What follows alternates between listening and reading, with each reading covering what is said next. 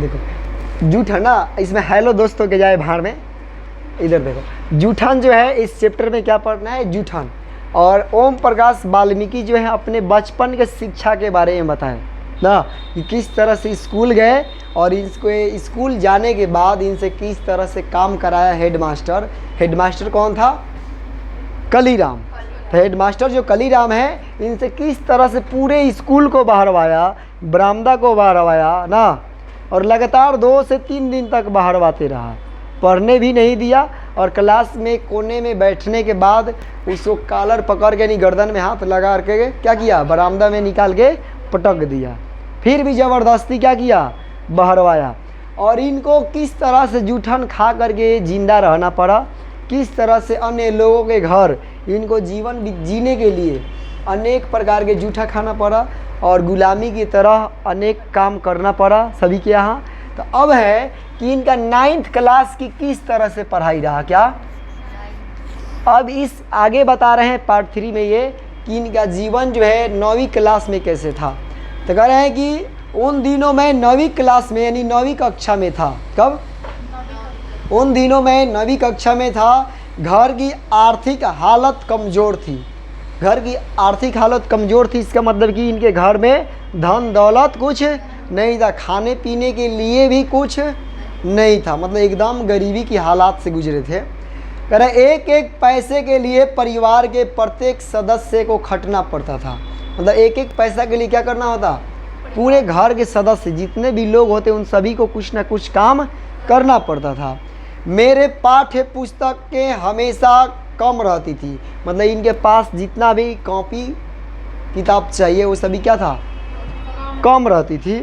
दोस्तों से मांग कर काम चलाना पड़ता था, मतलब कि दोस्त लोगों से काम, अभी बहुत लोग होता है कि दूसरे किसी से किताब लेकर के पढ़ने का काम करता है।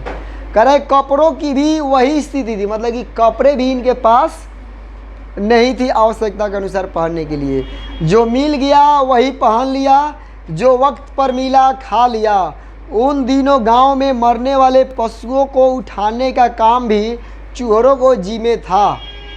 ऐसे समझ में, मतलब कि ये जो थे एकदम निचली दलित कास्ट के, समझ में आया ना, यही लोग ना मरे हुए पशु को भी उठाने का काम था। ठीक है ना, कि जो मिल लिया वो पहन लिया, समझ में आया ना, जो मिला वो खा लिया। और क्या है कि जो पशु मरे हुए थे तो मरे हुए पशु को भी उठाने का काम इन्हीं लोगों, चूहरों लोगों का था। किसका? हाँ, इन लोगों को चूहरा कहा जाता।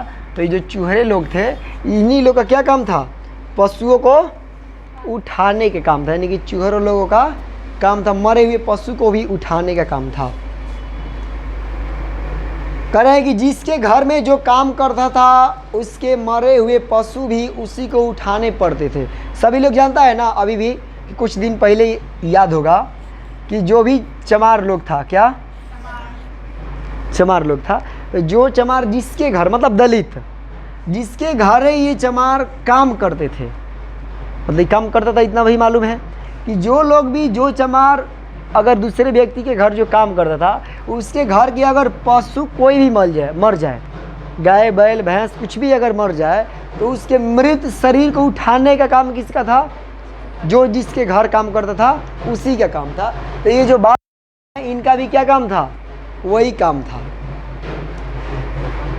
करें इसके बदले कोई मेहताना या मजदूरी नहीं मिलती थी, और ये उठाने के बदला में किसी को भी कुछ मजदूरी के रूप में नहीं दिया जाता था। बल्कि अभी के समय में क्या है कि जो भी मरे हुए पशु को उठाने के लिए आता है उसको देना पड़ता है ना, पैसा कुछ ना कुछ देना पड़ता है, और वो अपने मनमाने ढंग से मांगता है लोग, इसे ना होता है।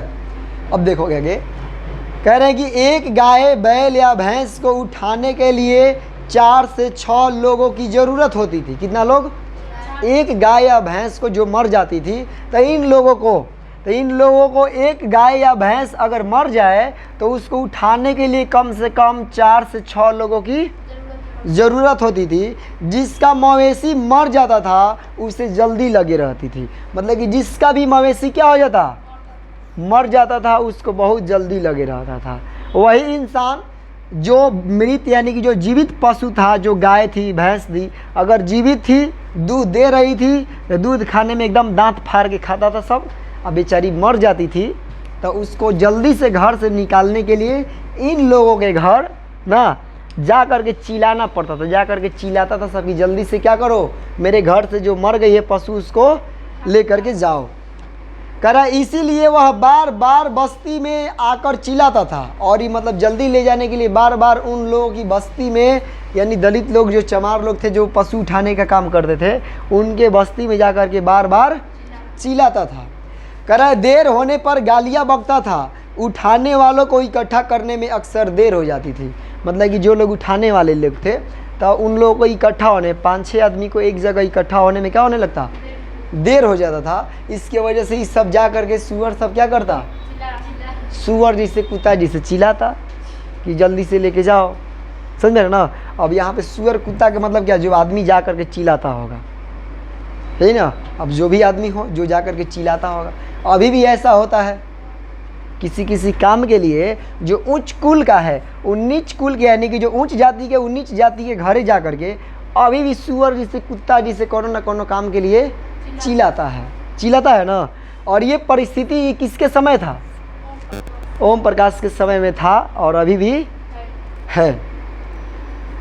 कह रहा है कि मरे हुए पशुओं को उठाना बड़ा कठिन काम होता है। क्या होता है, जो पशु मर जाता है उसको क्या होता है, उठाने में बहुत कठिनाई होता है, यानी कि मरे हुए पशु को उठाना बहुत कठिन होता है, क्योंकि मर जाने के बाद उन लोगों में कोई एक्टिविटी नहीं रहता है ना, और एकदम से और भी वजन क्या हो जाता है, लगता है जैसे कि बढ़ गया है, उठता जल्दी नहीं है। तो देखो कि वे लोग किस तरह से उठाते। तो जो भी पशु मरते उसके अगले पिछले पैरों को रस्सी से बांधकर बांस की मोटी मोटी बाहियों से उठाना पड़ता था। इतने श्रम साध्य के बदले में मात्र गालियाँ, समझ में ना। मतलब कि जो पशु मर जाता उसको उठाने के लिए उसको जो आगे और पीछे पैर होता उसको रस्सी से बांध देता, और बांधने के बाद मोटी मोटी बांस जो होता उसको बाहियों में लगा करके क्या करता, उठाता लोग। और उठाने के बाद इतना श्रम करने के बाद, मेहनत करने के बाद उन लोगों को केवल कोई चीज़ मिलता तो क्या मिलता, केवल गालियाँ मिलता। मतलब गारी नहीं गालियाँ मिलता, मतलब गाली सुनाता लोग, उसके पूरे खानदान को देता होगा जो भी गाली दे, समझे ना। कह रहे कितने क्रूर समाज में रह रहे हैं हम, जहाँ श्रम का कोई मोल ही नहीं बल्कि निर्धनता को बरकरार रखने का एक षड्यंत्र ही था यह सब। आए समझ में, मतलब कितना क्रूर समाज था, अब समझ सकता है इनके समय में कितना क्रूर समाज था, और अभी भी है। जो जिस समाज में ही रह रहे थे कि इतना क्रूर समाज था, केवल क्या चीज़ के लिए, इन लोगों को गरीब यानी निर्धनता बनाए रखने के लिए एक षड्यंत्र था। क्या था, षड्यंत्र कि ये लोग अपने स्थिति में बने रहेगा, ऐसे ही कार्य करेगा और कभी भी आगे अपने समाज से बाहर नहीं निकल पाए। कह रहा है मरे हुए पशु की खाल मुजफ्फरनगर से चमड़ा बाजार में बिक जाती थी। क्या हो जाता, मतलब कि जो भी पशु मरे होते, तो जो पशु मरे होते उनका खाल कहाँ से, मुजफ्फरनगर से कहाँ बेचने के लिए चल जाता, मुजफ्फरनगर से चमड़ा बाज़ार में ले जा करके बेच दिया जाता, यानी कि वहाँ पर ले जाने के बाद बिक जाती। उन दिनों एक पशु की खाल 20 से 25 रुपए में बिकती थी। कब, मतलब कि एक पशु जब ये लोग खाल उतार करके ले जाता बेचने के लिए, तो एक पशु का खाल 20 से 25 रुपए में बिकती थी। समझ रहे ना, कब, ये कब की बात है, यानी कि ओम प्रकाश वाल्मीकि के जन्म 1950 में हुआ, तो 1950 के बाद ही ना जब ये ले जाकर बेच, यानी 1950 के बाद के भी समय के बात हो रहा है कि एक पशु का जो चमड़ा होता है पूरा खाल, तो कितना से कितना रुपये बेचता, 20 से 25 रुपए में एक पशु का खाल बिक जाता। करेगी आने जाने और मरे हुए पशु को उठाने की मजदूरी देकर मुश्किल से एक खाल के बदले 10-15 रुपए हाथ में आते थे। मतलब कि ले जाने और आने जाने के जो खर्चा है, पशु को जिस वाहन से ले जाता ना, और इनका अपना जो मजदूरी होता, ये सभी छोड़ करके ये लोग के पास मात्र कितना बचता, 10 से 15 रुपए बच पाते, इतना ही इनके हाथ में आता। कह रहे तंगी के दिनों में 10-15 रुपए भी बहुत बड़ी रकम दिखाई पड़ते थे। तंगी की हालत यानी कि जब इनके पास कुछ नहीं होता तो उस समय में इनको 10-15 रुपए भी बहुत ज़्यादा लगता। कह रहे कि चमड़ा खरीदने वाला दुकानदार खाल में बहुत मीन मेख निकालता था। मतलब जो चमड़ा खरीदता जो दुकानदार वो भी चमड़ा में क्या करता, बहुत मीन मेख निकालता। कट फट जाने पर खाल बेकार हो जाती थी। अगर इन लोगों को चमड़ा जो है क्या है, चमड़ा जो खाल है, अगर ये जो है क्या खाल उतारते समय यानी कि पशुओं की जो चमड़ा है उसको उतारने में क्या हो जाता, अगर कहीं कट फट जाए तो वो बेकार हो जाता है ना। चमड़ा को चमा नहीं देते, कौन वाले चमड़ा उतारने। कह रहा है कि खाल को निकालते ही उस पर नमक लगाना पड़ता था। क्या, अगर पशु का क्या करते, अगर पशु का खाल उतारा जाता तो खाल को उतारते समय उस पर नमक लगाना पड़ता था, वरना दूसरे दिन ही खाल खराब हो जाती थी, जिसे दुकानदार खरीदने से मना कर देता था। है समझ में ना, यानी कि खाल उतार करके उस पर तुरंत नमक लगाना पड़ता, नहीं लगाने से क्या हो जाता, चमड़ा जो है यानी कि जो खाल है वो ख़राब हो जाता और ख़राब खाल को जो दुकानदार है वो लेने से मना कर देता। कह रहा एक रोज़ ब्रह्मदेव तगा का बैल खेत से लौटते समय रास्ते में गिर पड़ा। किसका बैल, ब्रह्मदेव, किसका, हाँ जो ब्रह्मदेव था। तो ये ब्रह्मदेव तग्गा के क्या हो गया, बैल जो खेत में से लौट रहा था रास्ते में गिर पड़ा, उठ नहीं पाया, मर गया। मतलब गिरा तो उठा नहीं बल्कि मर गया। कुछ ही देर बाद ब्रह्मदेव ने हमारे घर खबर कर दी। मतलब कि जैसे ही बेचारा मर गया बैल ना, तो मरने के बाद हमारे घर यानी कि ओम प्रकाश वाल्मीकि जी के घर क्या किया, खबर कर दिया ब्रह्मदेव। पिताजी और मुझसे बड़े भाई जनेश्वर उस रोज़ किसी रिश्तेदारी में गए थे। कहाँ गए थे, मतलब रिश्तेदारी में, अपने हितई में गए थे। घर पर माँ, मेरी बहन माया और सबसे बड़ी भाभी देवी ही रहती थी। जसबीर उन दिनों देहरादून में था मामा के पास। मतलब इनका जितना भी फैमिली था लगभग 2-3 आदमी कहाँ थे, इधर उधर थे। माँ परेशान हो गई थी, बैल की खाल उतारने किसे भेजे। अब बेचारी इनकी जो माँ है वो बेचैन थी, परेशान थी कि अब जो है बैल जो मर गया है उसका खाल उतारने के लिए किसको भेजी, क्योंकि इससे बड़ा भाई जो है हितई में है, जो और भाई वो बाहर है, और जो इसके पिताजी है वो भी अपने रिश्तेदारी में गए हैं। कह रहे बैल की खाल उतारने किसे भेजे। बस्ती में 1-2 लोग थे, लेकिन कोई भी उस समय जाने को तैयार नहीं था। इनके बस्ती में और भी लोग थे, लेकिन उस समय जाने के लिए कोई तैयार नहीं था। माँ ने चाचा से बात की, वे तैयार हो गए थे, लेकिन उनके साथ किसी को जाना चाहिए, अकेले वे खाल नहीं उतार पाएंगे। मतलब कि अपने चाचा से कही इनकी माँ ना, इनके चाचा से कही इनकी माँ, तो क्या हो गई, इसके चाचा तैयार हो गए, लेकिन अकेले खाल उतार पाना नहीं हो पाता। मतलब अकेले खाल जो है पशु का उतार नहीं पाते। कह रहे मैं उस समय स्कूल में था। कहाँ पर, ये उस समय स्कूल में था। कह रहे कि माँ ने थक हार कर मुझे ही बुला लिया। मतलब कि स्कूल में जाकर के इसको क्या किए, इसकी माँ बुला लाई। कह रहे माँ नहीं चाहती थी कि वह काम मुझे करना पड़े, लेकिन खाल बेचकर जो 10-15 रुपए मिलने वाले थे उन्हें छोड़ पाने की स्थिति में माँ नहीं थी।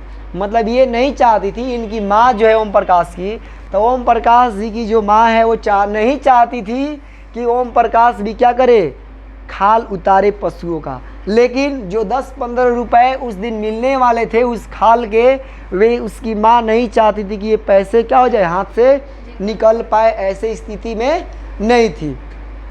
कह रहे हार कर माँ ने मुझे चाचा के साथ भेज दिया। मेरे चाचा सुलहर क्या है, सुलहर महाकाम चोर थे।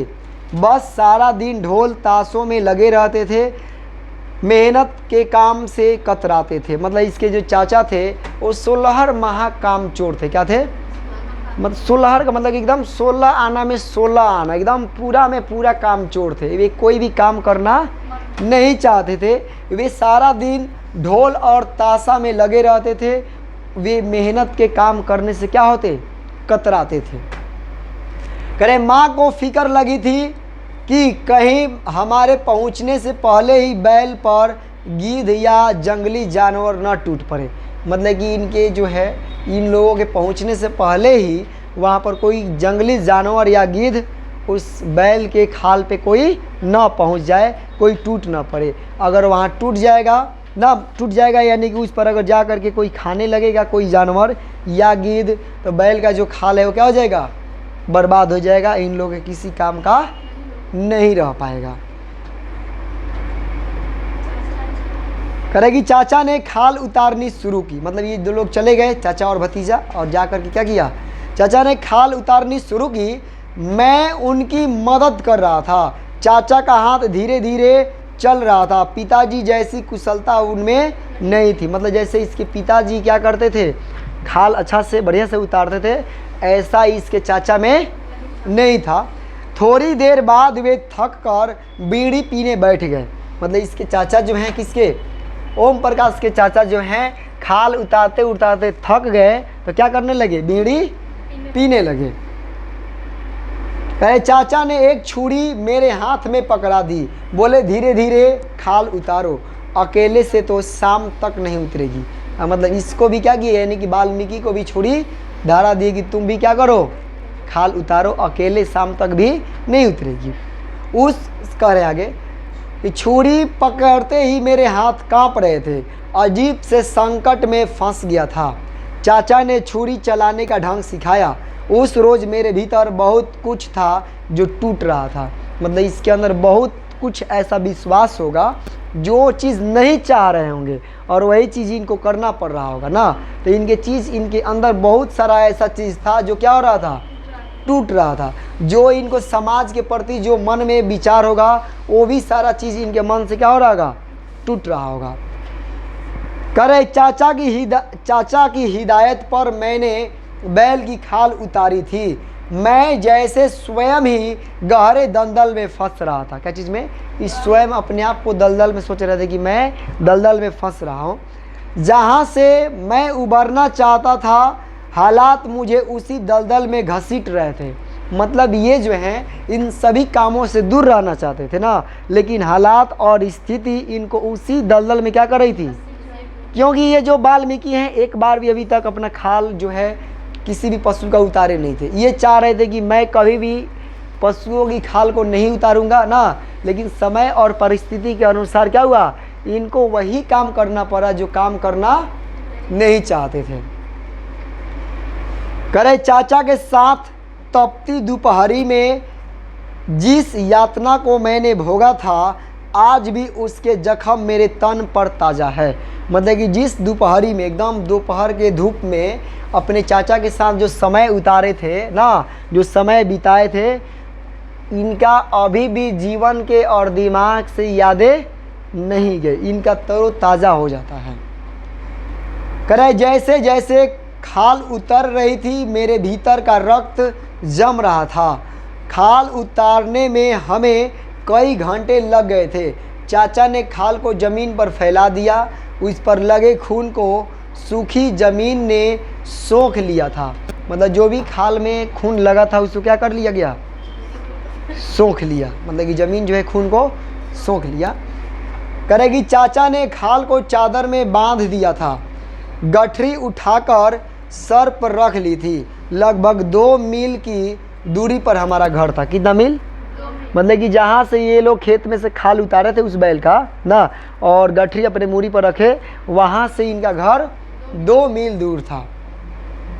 करे बोझ के कारण चाचा को तेज चलना पड़ रहा था। मैं हाथ में छुरी पकड़ उनके पीछे पीछे लगभग दौड़ता जाता था। मतलब कि खाल जो है भारी था, जिसकी वजह से इसके चाचा क्या कर रहे थे, जल्दी जल्दी चल रहे थे। और ये छोटा जो बच्चा है, ये तो धीरे धीरे उनके साथ नहीं चल सकता, तो ये लगभग दौड़ने के बराबर ही चल रहा था। नहीं, जो बड़े लोग होते हैं, वे लोग अगर झटक के भी चलेंगे जल्दी जल्दी, तो छोटा बच्चा क्या करेगा, बेचारा दौड़ के चलेगा। उसी प्रकार से इनका भी स्थिति है कि इनके चाचा जो हैं जल्दी जल्दी चल रहे हैं ना बोझ के कारण, और ये जो हैं उनके पीछे पीछे छुरी लेकर के जल्दी जल्दी दौड़ रहे हैं। कह रहे बसेरा जाने वाली पक्की सड़क से हम लोग बस अड्डे के पास पहुंच गए थे। गठरी सिर से उतारकर चाचा ने ज़मीन पर रख दी थी। यहाँ से आगे तुम ले जाओ, मैं थक गया हूँ। अब क्या कहते हैं इसके चाचा कि अब यहाँ से तुम ले जाओ, मैं थक गया हूँ। उस रोज़ मैंने चाचा से बहुत कहा लेकिन वे नहीं माने। मतलब ये छोटा बच्चा जो है इसे तो जाने वाला था नहीं, तो ये अपने चाचा से कहा कि घर तक कम से कम पहुँचा दो। बहुत कहे लेकिन इसके चाचा माने नहीं। चाचा बस अड्डे की भीड़ पार करा दो और मेरे स्कूल की छुट्टी का समय है।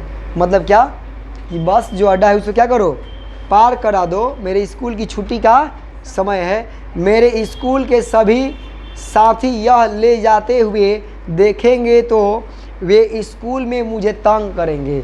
यानी कि जो ये है चमड़ा जो खाल है बैल का, अगर ले जाते हुए इसके स्कूल के दोस्त देखेंगे तो इसके स्कूल में क्या करेंगे, तंग करेंगे। ये अपने चाचा से कहे कि बस अड्डा पार करा दो, लेकिन वे पार नहीं कराए। मैंने गिरगिरा कर रुआसी आवाज़ में चाचा से कहा था किंतु वे नहीं पसीजे। मतलब बेचारा रो रो करके कहा कि चाचा क्या करो, कम से कम इस सड़क जो है पार करा दो, लेकिन इसके चाचा नहीं माने, पसीजे नहीं, मतलब थोड़ा सा भी उनके अंदर दया नहीं आया। गठरी उठाकर मेरे सिर पर रख दी। गठरी का वजन मेरे वजन से ज़्यादा था। यानी कि अगर ये 30-40 किलो के होगा ओम प्रकाश वाल्मीकि, तो जो इसके वजन से भी ज़्यादा किसका वजन था, उस खाल का वजन था। मजबूरन उठाकर चलना पड़ा। बस अड्डे की परिचित भीड़ से मैं उस रोज़ जिस तरह से निकला मेरा ही मन जानता है। मतलब उस अड्डे से जिस तरह से निकला बस अड्डे से, तो इसका ही मन जानता है कि वे किस तरह से वहाँ से बाहर निकल पाया है। कह रहा एक भय लगातार मेरा पीछे कर रहा था कि कोई देख न ले, कोई सहपाठी न मिल जाए। अगर कोई पूछ बैठेगा तो क्या बताऊंगा, अगर कोई पूछ बैठेगा कि इसमें क्या है, कोई इसका दोस्त स्कूल का क्लासमेट देख लेगा तो कैसा होगा, समझ में ना। इस स्थिति को वे समझते हुए मन में अनुभव करते हुए क्या कर रहे हैं, और कतराते हुए बेचारा पीछे देखते हुए आगे देखते हुए उस बस अड्डा को पार कर रहा है, और ये सोचते हुए कि कोई इसको देख न ले इस परिस्थिति में। कह रहे घर तक पहुँचते पहुँचते मेरी टांगें जवाब दे गई थी। मतलब घर पहुँचते पहुँचते टांगें जवाब दे गई थी, यानी इससे टांग की कहानी अब ख़त्म था। मतलब कि अब टांग और ज़्यादा चलने का मन नहीं करेगा। कह रहे लग रहा था कि अब गिरा, मतलब वज़न ज़्यादा इतना ज़्यादा था कि इसको लग रहा था कि अब गिर जाएंगे, लेकिन पैर को आगे बढ़ाते जाता था। मतलब मेरा पैर नहीं पकड़ो, तुम ऐसा ही चले ज़रूर। कह रहे गांव के किनारे किनारे चलकर लंबा चक्कर काटा था बस्ती तक पहुंचने के लिए। मतलब कि डायरेक्ट सीधे अपने घर नहीं गया, गांव के साइड से होकर के पूरा गांव को चक्कर काटते काटते सिर पर जो है खाल ले करके घर पहुंचा था। कह रहे मुझे उस हालत में देखकर मेरी माँ जो है रो पड़ी थी। मतलब जो इसकी माँ है वाल्मीकि की ना, तो वाल्मीकि की माँ जो कि इस काम में यानी कि खाल उतारने के काम से दूर रखना चाहती थी, मजबूरन उसको भेजी। और ये जो ओम प्रकाश वाल्मीकि थे खाल अपने चाचा से उतरवा करके पूरे गांव के चक्कर काटते हुए अपने घर पहुँचे। तो इस स्थिति को देख करके इनकी माँ भी क्या हो गई थी, रो पड़ी थी। कह रहे मैं सिर से लेकर पाँव तक गंदगी से भरा हुआ था, कपड़ों पर खून के धब्बे साफ दिखाई दे रहे थे। बड़ी भाभी ने उस रोज़ माँ से कहा था इनसे ये न कराओ, भूखे रह लेंगे, इन्हें इस गंदगी में ना घसीटो। मतलब इनकी जो बड़ी भाभी थी ना, वो क्या कही थी इनकी माँ से, इनकी यानी कि ओम प्रकाश की जो बड़ी भाभी थी, वे इन कामों से यानी कि पशुओं के खाल उतारने वाले कामों से दूर रखने के लिए बोली ना कि इनसे ये काम न कराओ, भले हम क्या रहेंगे, भूखे रह लेंगे, इस गंदगी में इनको ना घसीटो। भाभी के ये शब्द आज भी मेरे लिए अंधेरे में रोशनी बनकर चमकते हैं। मैं उस गंदगी से बाहर निकल आया हूँ, लेकिन लाखों लोग आज भी उस घिनौनी जिंदगी को जी रहे हैं, है ना। लेखक तो मान लो कि अपना ज़िंदगी से क्या हो गया, इस घिनौनी ज़िंदगी से ओम प्रकाश वाल्मीकि की ज़िंदगी बाहर आया, लेकिन आज भी लाखों लोग क्या हैं, इस घिनौनी ज़िंदगी में, इस प्रकार के घिनौनी ज़िंदगी में आज भी जी रहे हैं, ज़िंदगी को बिता रहे हैं। ऐसा बात है ना? नहीं है?